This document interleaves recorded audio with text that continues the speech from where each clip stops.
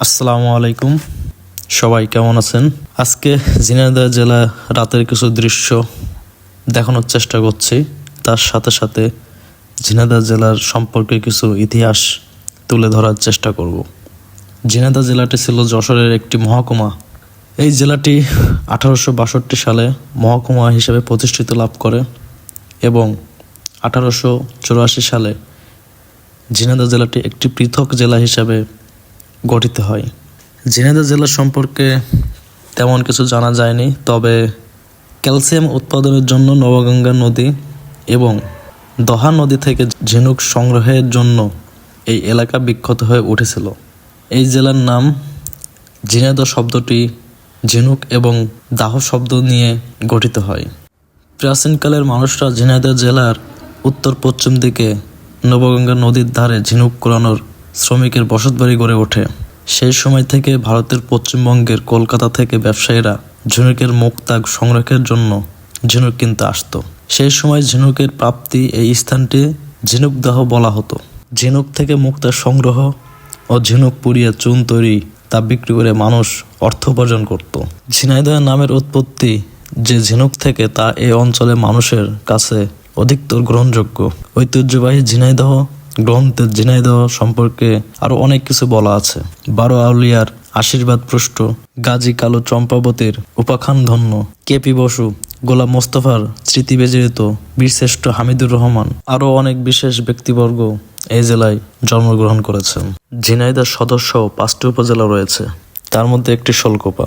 শোলকোপার কুমার নদীতে একসময় প্রচুর পরিমাণ শোল মাছ পাওয়া যেত এবং সাধারণ মানুষ সেগুলোকে কুপিয়ে মারত।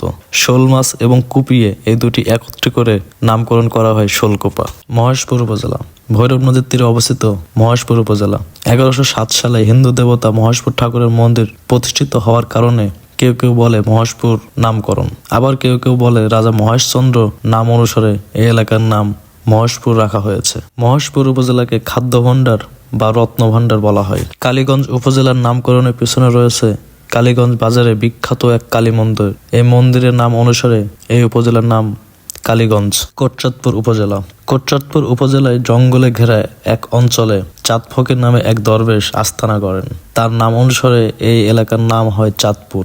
মোঘল আমলে 1610 সালে একটি কোট নির্মিত হয়, আর চাঁদপুরের নামের আগে কোট শব্দটি বসিয়ে নাম করা হয় কোটচাঁদপুর। ব্রিটিশ আমলে এই কোট ছিল এবং 1862 সাল পর্যন্ত এই কোর্টে সমস্ত কার্যক্রম অব্যাহত ছিল। হরিণাকুণ্ড উপজেলা অনেকে বলে অভয়কুণ্ড নামে এক ইংরেজি কর্মচারী অত্যাচারী পুত্র হরিচরণ কুণ্ডর নাম অনুসারে এই অঞ্চলের নাম করা হয় হরিণাকুণ্ড।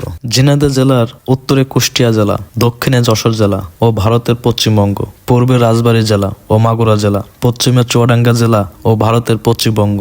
ঝিনাইদহ জেলা 7টি নদ নদী নিয়ে প্রবাহিত হয়েছে। বেগবতী নদী, ইসামতি, কোদলা, কপোতাক্ষ নদ, নবগঙ্গা নদী, চিত্রা নদী ও কুমার নদী নিয়ে ঝিনাইদহ জেলার বুক চিরে এই নদ নদীগুলো প্রবাহিত হয়েছে। ঝিনাইদহ জেলা অর্থনীতি সাধারণত কৃষির উপর নির্ভরশীল। ঝিনাইদহ জেলার বেশ কিছু দর্শনীয় স্থান রয়েছে।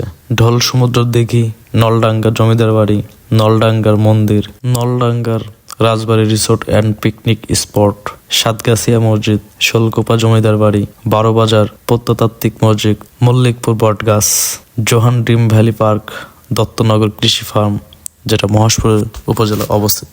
ঝিনাইদহ জেলা সম্পর্কে আমি কিছু সংক্ষিপ্ত ইতিহাস তুলে ধরলাম। যদি কোনো কিছু ভুল ত্রুটি হয়ে থাকে ক্ষমার দৃষ্টিতে দেখবেন। ধন্যবাদ।